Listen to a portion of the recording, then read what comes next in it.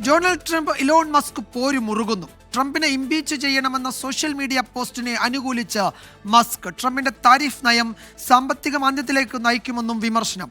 Jeffrey എഫീസ്റ്റിന്റെ ലൈംഗികാരോപണ case ഫയലിൽ ട്രംപിന്റെ പേരുണ്ടെന്നും Musk വെളിപ്പെടുത്തി. മസ്കിൽ താൻ നിരാശനാണെന്നും യഥാർത്ഥ ബോംബ് പൊട്ടിക്കാൻ സമയമായെന്നും തിരിച്ചടിച്ചു ട്രംപ്.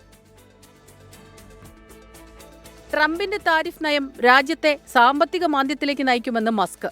മസ്കിന്റെ കമ്പനികൾക്കുള്ള ഇളവുകൾ നിർത്തലാക്കിയാൽ സർക്കാരിന് വലിയ തുക ലാഭിക്കാൻ കഴിയുമെന്ന് ട്രംപിന്റെ തിരിച്ചടി. തന്റെ സഹായമില്ലെങ്കിൽ ട്രംപ് തെരഞ്ഞെടുപ്പിൽ പരാജയപ്പെടുമായിരുന്നുവെന്ന് മസ്ക്.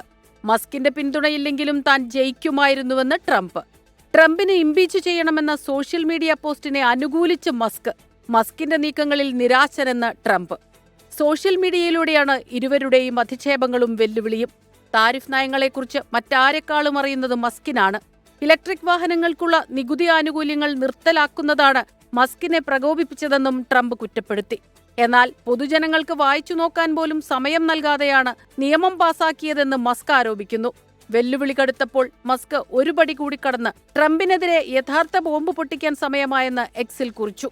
ജെഫ്രി എപ്സ്റ്റൈനെതിരായ ലൈംഗികാരോപണ കേസിൽ ട്രംപിന്റെ പേരുണ്ടെന്നും ഇതാണ് ഫയലിലെ വിവരങ്ങൾ പുറത്തുവിടാത്തതിന് പിന്നിലെന്നുമാണ് ആരോപണം. പോരു മുറുകിയതോടെ ടെസ്ല ഓഹരികൾക്ക് 15% ഇടിവ് രേഖപ്പെടുത്തി. മസ്കിന്റെ കമ്പനികൾക്കുള്ള സർക്കാർ കരാറുകൾ അവസാനിപ്പിക്കുമെന്ന് ട്രംപും ഡ്രാഗൺ പേടകം ഡീകമ്മീഷൻ ചെയ്യുമെന്ന് മസ്കും പ്രഖ്യാപിച്ചു.